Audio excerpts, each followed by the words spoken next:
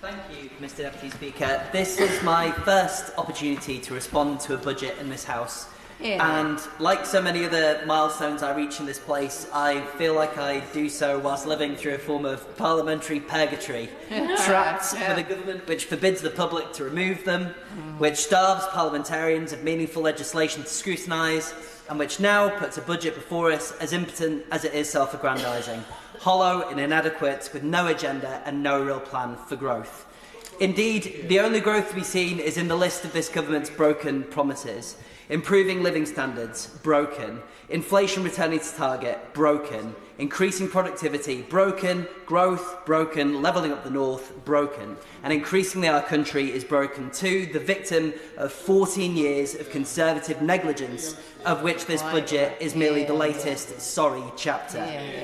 And what is most galling is the staggering dishonesty of its central claim that working people will be better off as a result of its measures. It passes through a £9 billion tax cut based on implausible austerity, sandwiched between a £27 billion tax rise the year before and a £19 billion tax rise to follow in the following 2 years to come.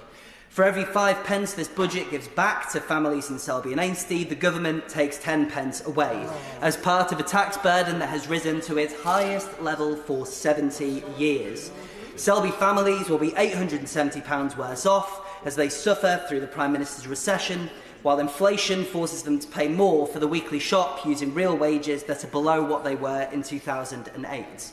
This budget is little more than an insult to the public's intelligence, a prime instance of the government's offensively low expectation that working people won't realise the extent of its inadequacy to meet the challenges they face.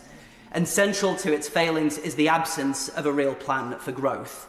I'm not sure how it has been 14 years and the government still hasn't grasped the point, but there can be no hope of sustained economic growth in this country without well-resourced public services. How can businesses grow if we don't modernise and expand our transport infrastructure? How can British workers be productive if they have to leave the workforce to care for parents or children? How can we level up our country with local government stripped to the bone? How can we have vibrant high streets when crime continues to blight our town centres? Well-funded public services are the bedrock of economic growth, and yet this Chancellor intends to reduce real per capita spending for unprotected departments by 13% between 24-25 and 28-29. That is £19 billion worth of cuts, or a repeat of 71% of the austerity that we saw through the first austerity parliament.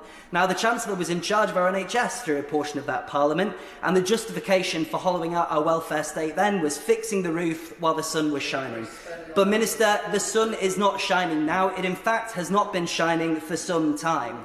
Our public services are in desperate need of support, and this government is all too happy to continue putting critical services on the chopping block in aid of its own dogma to realise the danger that it is doing. It is the same old Conservatives, putting party before country, ideology before reality, and making the British public suffer the consequences. And that is the tragedy of this budget, the missed opportunity to do what's right and to achieve the growth that we need. I'm glad that the Chancellor finally woke up to the necessity of scrapping the non-dom status, but under Labour's plans that money would have gone into our NHS, created more dental appointments, created more capacity. Politics is about priorities, and the Chancellor has clearly decided that election giveaways based on fiscal fiction are the order of the day. But with all that being said, and the Minister may like to hear this, there is one area of the budget about which I am pleased, and that is the announcement of the £105 million earmarked for the opening of new SEND schools for children. The announcement is an opportunity to reiterate my plea for the government to do everything possible to ensure the speedy delivery of the Selby District's SEND school, which has had DFE funding allocated since 2019, but for which building work has not even begun. Hopefully that will go some way to ending the scourge that we have in my constituency of young people with additional needs having to travel in taxis for hours a day to villages and towns as far as Scarborough and Harrogate just to get the learning and education that they deserve. Overall, we are left with a situation where our country too is stalled.